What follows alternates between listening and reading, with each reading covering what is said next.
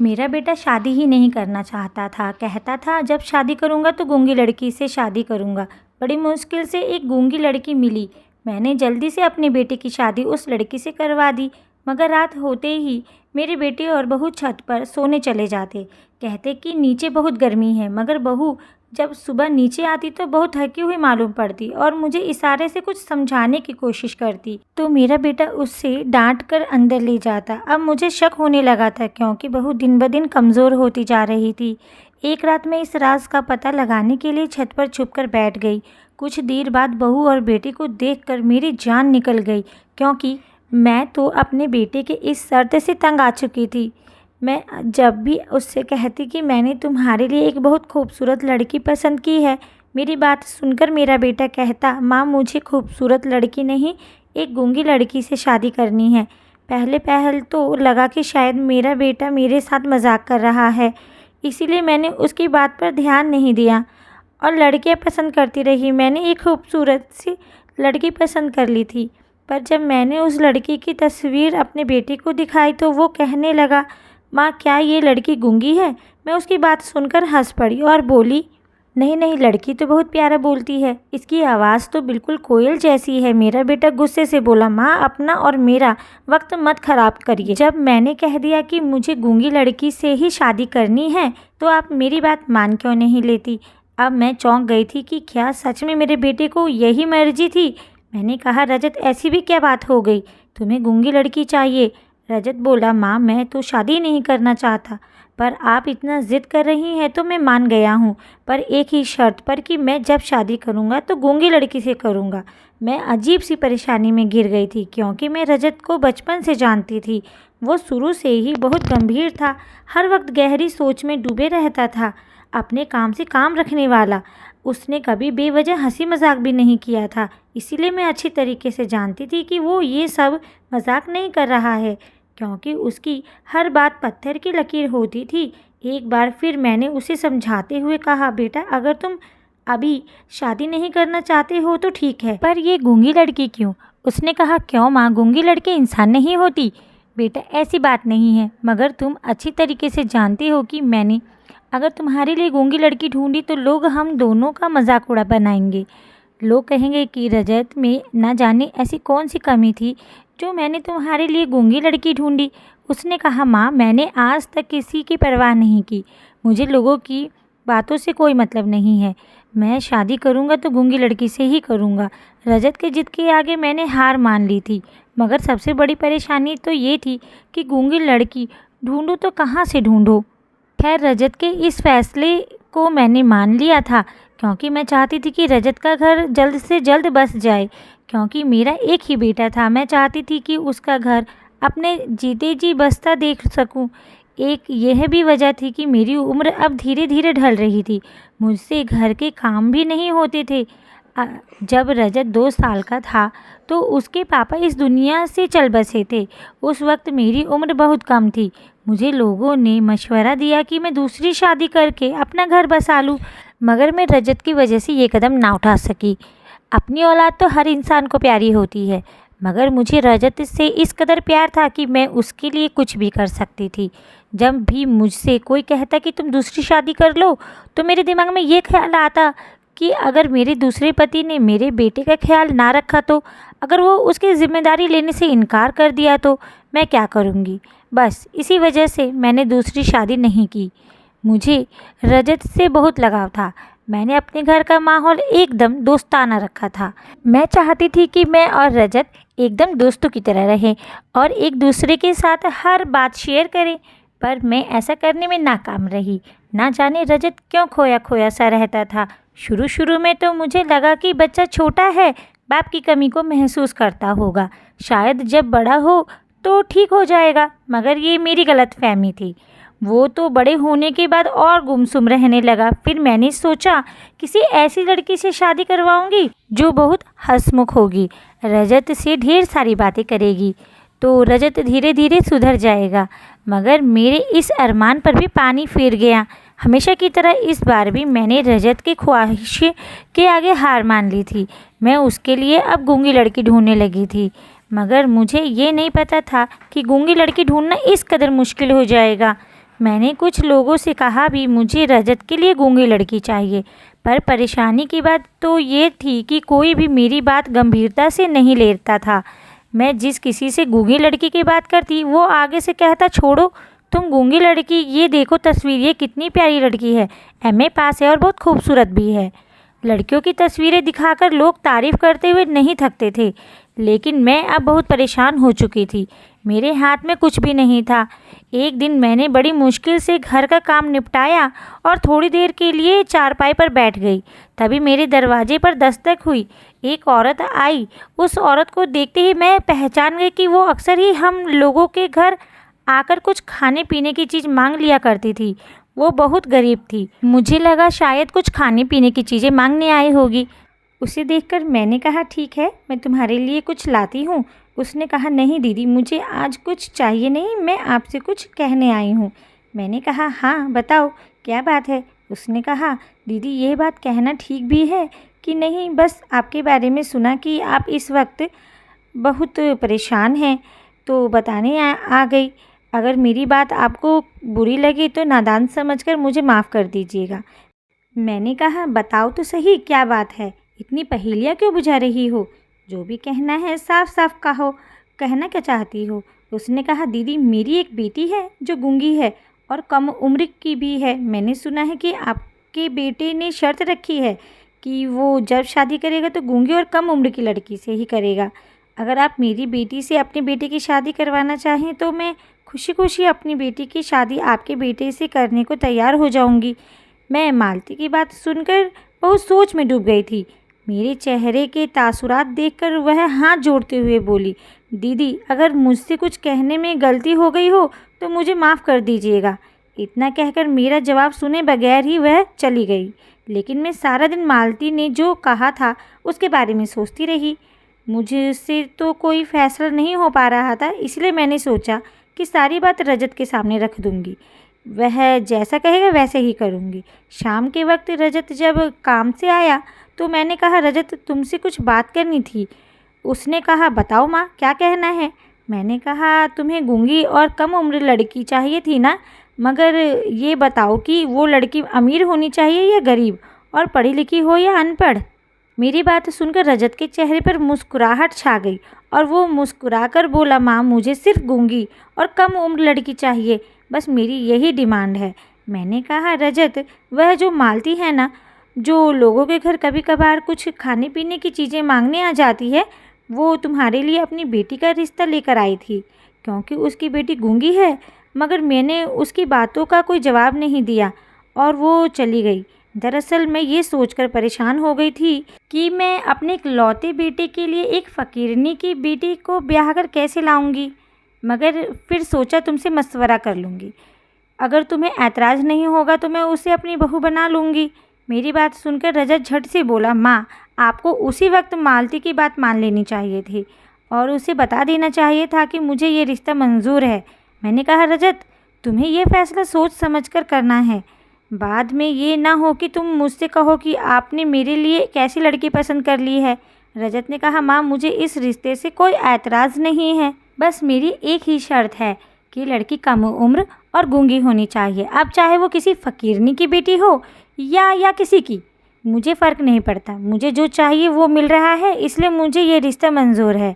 उसके बाद पर मैंने सिर हिला दिया। रजत उठकर मुंह हाथ धोने चला गया, जबकि मैं रजत के बारे में सोचने लगी थी कि ना जाने इस लड़के को क्या हो गया है कि वो एक फ़कीरनी की बेटी से भी शादी करने को तैयार हो गया था। धीरे धीरे वक्त गुजर रहे थे और मैंने महसूस किया कि गुजरते वक्त के साथ रजत की बेचैनी बढ़ती जा रही थी। उसने मुझसे कहा कि मैं जल्द से जल्द उस लड़की के घर जाकर उसका हाथ मांग लूं। अब मैं और इंतज़ार नहीं कर सकता।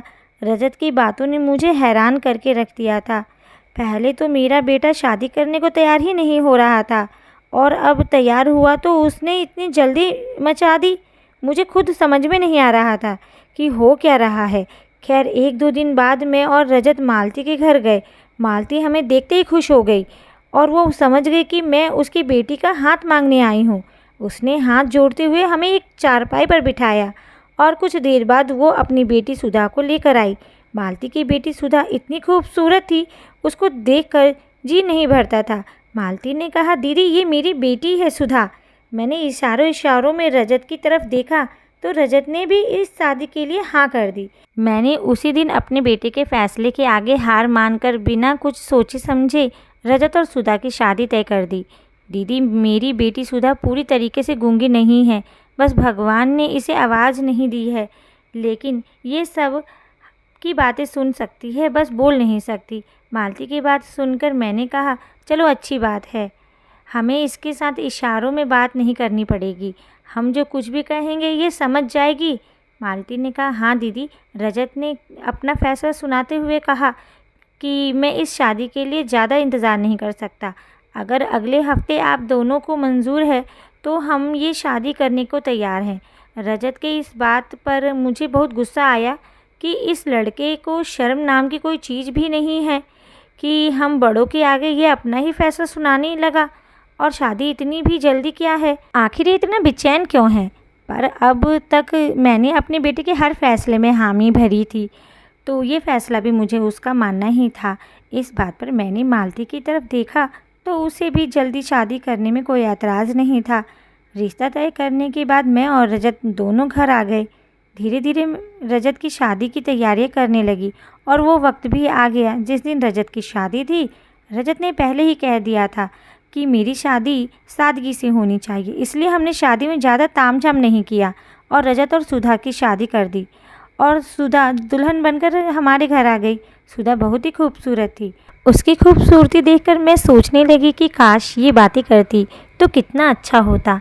कुछ रस्मों के बाद शाम के वक्त मैं सुधा को रजत के कमरे में छोड़ आई थी और मेरे दिमाग में बहुत बड़ा बोझ उतर गया था। मेरा बेटा शादी कर चुका था, अब मैं अपने आप को बहुत सुकून महसूस कर रही थी। अब मुझे मौत भी आ जाए तब भी मुझे ज़्यादा परेशानी नहीं होती, क्योंकि बेटे के प्रति जो मेरा फ़र्ज़ था अब मैं पूरा कर चुकी थी। आज मैं सोने के लिए बिस्तर पर लेटी तो मेरे सामने आज का सारा मंजर घूम रहा था। ना जाने रजत ने ऐसा क्यों किया था। पहले तो वो शादी करने को ही नहीं तैयार हो रहा था और अब वो हथेली पर सरसों जमा कर बैठा था कि अब शादी करूँगा तो गूंगी लड़की से करूँगा। ना जाने ये लड़का करना क्या चाहता। खैर मैंने सर झटक दिया और सोने के लिए आंखें बंद कर ली। सुबह जब सोकर उठी तो अपने बहू बेटे के लिए नाश्ता बनाया और उसके कमरे में गई। रजत बहुत खुश लग रहा था, जबकि मेरी बहू बड़ी शर्माई सी नज़र आ रही थी। खैर मैं उन दोनों को नाश्ता देने के बाद कमरे से बाहर आ गई थी। थोड़ी देर बाद रजत कमरे से बाहर आया तो मैंने उससे पूछा, बेटा तुम्हारी पत्नी तुम्हें कैसी लगी? उसने मुस्कुराकर बोला, माँ मुझे जैसी लड़की चाहिए थी सुधा बिल्कुल वैसी ही है, बस अभी थोड़ा ना समझ है, धीरे धीरे समझ जाएगी। रजत की बातें सुनकर मुझे तसल्ली हुई। मेरा बेटा खुश था, समझो मुझे दुनिया में जन्नत मिल गई। थोड़ी देर बाद रजत घर के बाहर गया तो सुधा मेरे पास आई और इशारों से कहने लगी, मैं ये बर्तन धो लूँगी। मैंने कहा, नहीं बेटा, अभी तुम्हें कुछ दिनों तक आराम करना है, उसके बाद तुम किचन में मीठा बनाओगी, उसके बाद काम करती रहना। पहले मुझे ये बताओ कि तुम्हें खीर बनानी आती है? खीर तुम्हारे पति को बहुत पसंद है। उसने उदासी में नाम ही सर हिला दिया। तो मैंने कहा, कोई बात नहीं, मैं तुम्हें सिखा दूँगी। दिन तो ठीक ही गुजर गया, मगर जो ही रात हुई तो मेरा बेटा कहने लगा, माँ आज मैं और सुधा छत पर सोएंगे। कल भी सारी रात बहुत गर्मी लगती रही थी। मैं रजत की बात सुनकर हैरान थी, क्योंकि धीरे धीरे तो सर्दी आने वाली थी, तो कमरे में इतनी गर्मी कैसे? खैर मैंने इस बात पे ज़्यादा विरोध नहीं किया। मुझे लगा कि शायद इन दोनों को प्राइवेसी चाहिए होगी, तभी दोनों छत पर जाने को बात कर रहे हैं। दोनों पति पत्नी छत पर सोने चले गए तो मैं अपने कमरे में आ गई। सुबह जब सुधा नीचे आई तो वो बहुत ज़्यादा थकी हुई लग रही थी।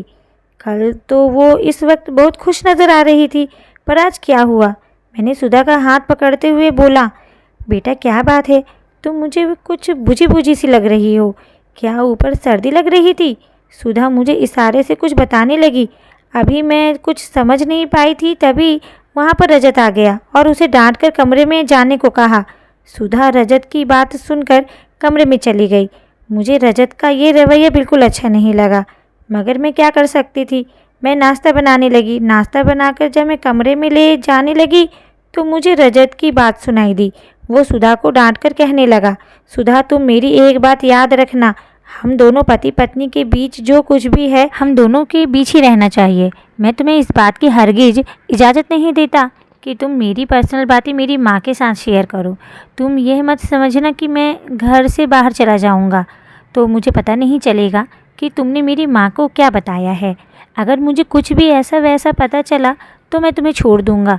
मैं तो रजत की बातें सुनकर ही दंग रह गई थी। मैं थोड़ी देर बाद गला खंखार कर उनके कमरे में चली गई।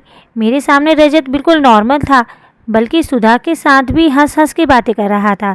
उन दोनों को नाश्ता देकर मैं कमरे के बाहर आ गई और सोचने लगी कि ना जाने रजत की परवरिश में मैंने कौन सी गलती कर दी है। कुछ दिन गुजरे तो सुधा कहने लगी मैं घर के कामकाज करना चाहती हूँ।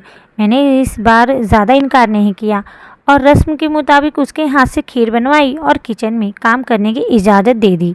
एक दिन मैं सुधा के साथ किचन में काम कर रही थी तो मैंने उसके चेहरे को बड़े गौर से देखा। उसका चेहरा मुझे मुरझाया हुआ लग रहा था। आंखों के नीचे गहरे निशान पड़ गए थे। उसका चेहरा थका थका लग रहा था। मैंने घर में हर चीज़ मौजूद थी, खाने पीने की कोई कमी नहीं थी, मगर सुधा मेरे घर आकर बहुत कमज़ोर हो गई थी। तो अच्छी वो अपनी गरीबी में थी, जहाँ पर उसकी माँ मांग मांग कर अपने बच्चों का पेट भरती थी। आज रजत भी ऑफिस गया हुआ था, इसलिए मैंने सोचा कि सुधा से पूछती हूँ कि उसे इस घर में किस चीज़ की कमी है, वो क्यों परेशान रहती है। मैंने उससे कहा बेटा खाना पेट भर कर नहीं खाती, तुम्हें मेरे हाथ का खाना नहीं अच्छा लगता। उसने ना में सिर हिलाया और इशारों में बताने लगी कि ऐसा कुछ नहीं है, मैं पेट भर कर खाती हूँ। आप खाना बहुत अच्छा बनाती हैं। तुम्हारी माँ मुझसे पूछेगी कि मेरी बेटी इतनी कमज़ोर क्यों हो गई है तो मैं उन्हें क्या जवाब दूँगी। सुधा की आंखें आंसुओं से भीग गई थी। उसने मुझे इशारों से बताया कि उसे रजत से डर लगता है। उसकी बात सुनकर मैं बहुत ज़्यादा परेशान हो गई थी। मैं बोली क्यों, रजत से तुम्हें डर क्यों लगता है, उसने तुमसे कुछ कहा है। सुधा एकदम से फूट फूट कर रोने लगी और मेरे सीने से लग गई। उस बच्ची की यह हालत मुझसे देखी नहीं जा रही थी। मैंने कहा क्या बात है सुधा, मुझे खुल कर बताओ, मैं रजत की खबर लूँगी। उसने मेरे सामने हाथ जोड़ लिया और मुझे समझाने लगी कि आप इस बात की जिक्र रजत से बिल्कुल मत करिएगा, नहीं तो वो मुझ पर गुस्सा करेंगे। मैंने सांत्वना देते हुए उसे समझाया कि तुम बेफिक्र रहो, मैं रजत को कुछ भी नहीं बताऊंगी। पर उसके बाद मैंने सुधा से ज़्यादा पूछताछ नहीं की क्योंकि वो पहले से ही डरी हुई थी। शाम को रजत जब ऑफिस से आया तो इन दोनों को गौर से देखने लगी तो साफ साफ नज़र आ रहा था कि इन दोनों के बीच कुछ ज़रूर है। सुधा की हालत देखकर मैंने सोच लिया था कि आज मैं इस राज को पर्दा हटाकर रहूँगी। रात हुई तो रजत और सुधा छत पर सोने चले गए थे। उन दोनों को ये छत पर जाने ही सोचने लगे कि मुझे सब कुछ अपनी आंखों से देखना है कि आखिर माजरा क्या है। मैं धीरे धीरे करके सीढ़ियाँ चढ़ने लगी, पर छत पर पहुंचते ही सामने का मांजरा देखकर मेरा दिल दहल गया। क्यों यूँ कहें कि मेरी आंखें शर्म से झुक गई। मेरे छत पर एक बड़ा सा कमरा था। मैं उस कमरे की खिड़की से देखने लगी तो देखा रजत और सुधा उस कमरे में निर्वस्त्र पर बैठे हुए थे। रजत अपने सामने सुधा को बैठाकर जलती हुई आग में कुछ डालकर मंत्र पढ़ते जा रहा था।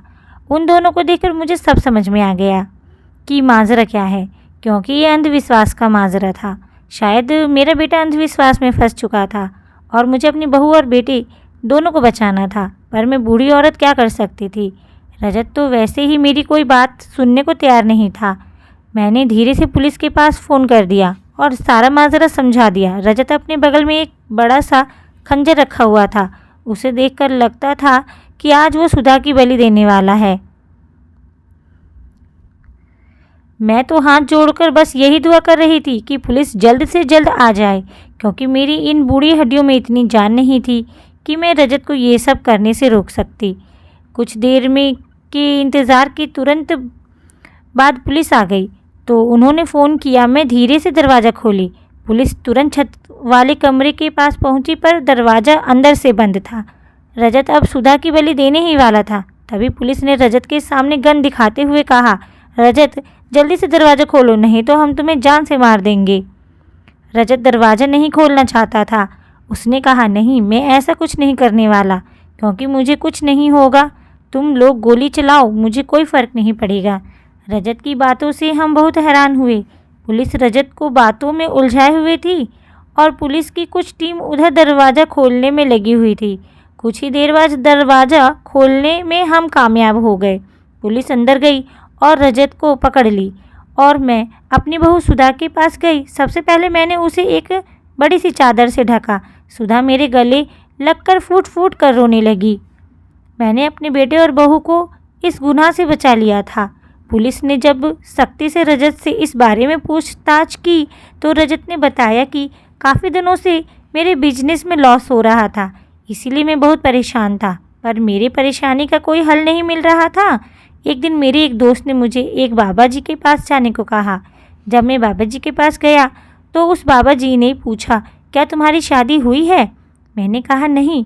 बाबा जी ने कहा, जल्द से जल्द शादी कर लो और अपनी नई नवेली दुल्हन को अपने सामने निर्वस्त्र बैठाकर एक मंत्र पढ़ो और एक हफ्ते की पूजा के बाद उसकी बलि दे दो, जिससे तुम्हारे सारे बिगड़े काम बन जाएंगे और तुम धीरे धीरे बहुत पैसे वाले हो जाओगे।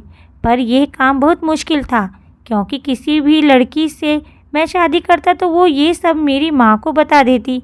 इसीलिए मैंने गूंगी लड़की से शादी करने का फ़ैसला किया, क्योंकि वो मेरे और अपने बीच की बातें किसी को नहीं बता पाएगी।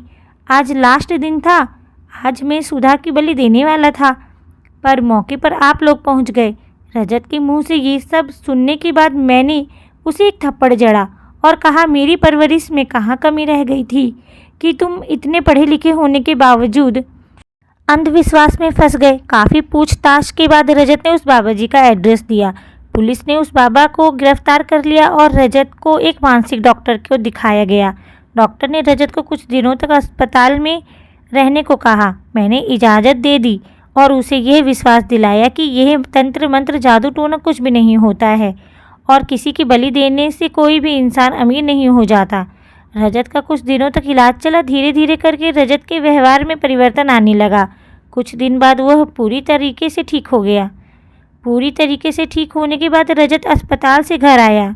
मैंने माली बुलवा कर रजत और सुधा का कमरा खुशबूदार फूलों से सजवा दिया था, क्योंकि मुझे पता था कि मेरा बेटा इस अंधविश्वास के चक्कर में आकर अपनी पत्नी के साथ अपनी नई ज़िंदगी की शुरुआत भी नहीं किया होगा।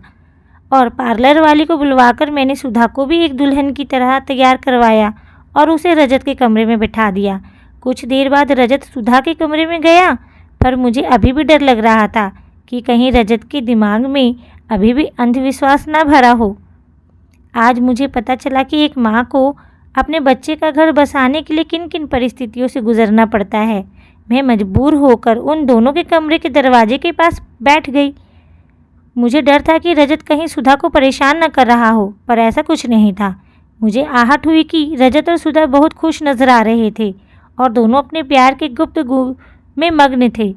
अगली सुबह सुधा जब सो कर उठी तो उसके चेहरे पर प्यार भरी मुस्कान थी। रजत और सुधा की खुशी देखकर मैंने उन दोनों को प्यार से गले लगाया। रजत की शादी के बाद मुझे लग रहा था कि मैं अपनी जिम्मेदारियों से मुक्त हो गई, लेकिन ऐसा नहीं है। एक माँ अपने बच्चों की जिम्मेदारियों से तब तक आज़ाद नहीं होती जब तक उसके बच्चे अपनी घर गृहस्थी में पूरी तरह खुश ना हो।